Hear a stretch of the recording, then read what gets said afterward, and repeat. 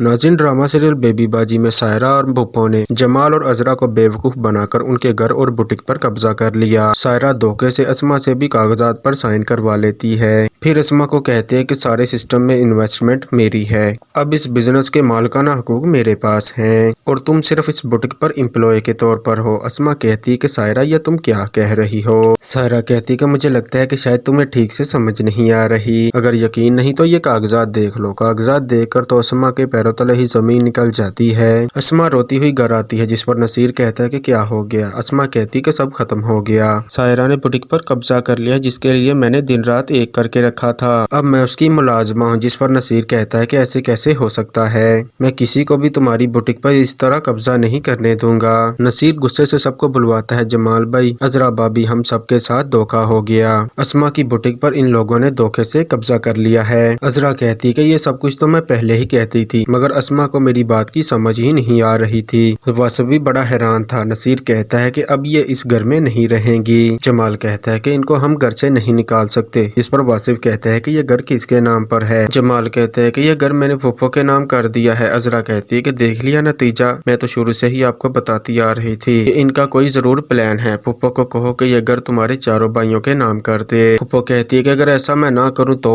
नसीर कहता है कि इन लोगों को हमेशा हमेशा के लिए इस घर से जाना होगा। फूफो कहती है कि कौन है मुझे जो यहाँ से निकालेगा, ये घर मेरे नाम पर है, जाओगे तो तुम सब। अजरा कहती है कि मैंने बहुत ही ज्यादा समझाया था कि बुढ़िया बड़ी चलेल है, करो और नेकी। अब जमाल की आंखें भी खुल जाती हैं, मुझसे बहुत बड़ी गलती होगी। तो ये सब कुछ देखेंगे नाज़रीन आप आने वाली एपिसोड में।